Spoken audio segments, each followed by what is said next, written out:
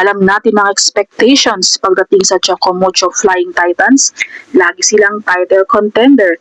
Laging inaabangan ng laro. Pero nitong nakaraang PVL on tour match, walis presko ang inabot nila sa kamay ng Zeus Coffee. Agad na nag-trending ang pangalan ni Coach Dante Alinsunurin at marami ang nagtatanong, ano ang nangyari sa rotation? Sa video na ito, ihimay natin ang mga isyong kinakaharap ng Flying Titans. Mula sa rotation, sa receive, hanggang sa kung bakit tila tahimik ang kanilang middle hitters. Hindi natin pwedeng baliwalain ang katotohanan. Kulang ang Chocomucho, wala sa court sina Kat Tolentino, Ea Laure, Donma Candili Katindig, Marin Madayag at Dina Wong. Isipin mo halos buong starting unit mo ang nawala. Ito ang dahilan kung bakit ang mga middle blockers natin na sina Rolene Pecaña, Jai Atienza at Jen Villegas ang kailangang sumalo sa trabaho.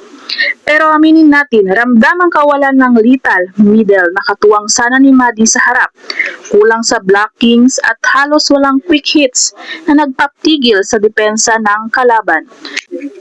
Nang walang Dina Wong na nag-orkestra ng play at walang Ea Laure at si Rondina na bumabakas sa opensa, nagiging predictable ang galaw ng team. Dito na rin pumapasok ang mga hinanakit ng fans sa timing ng substitutions.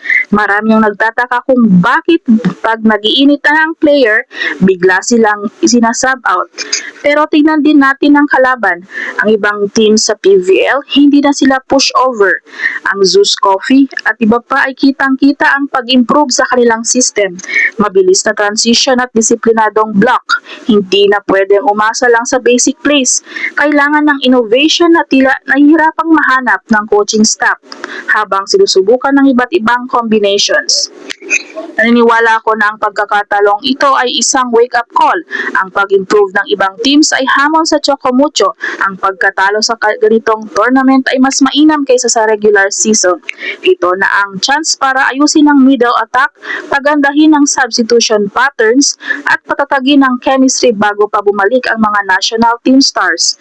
Ang tanong na lang, sapat na ba ang natitirang oras para mahanap ang tamang forma bago ang susunod na yugto?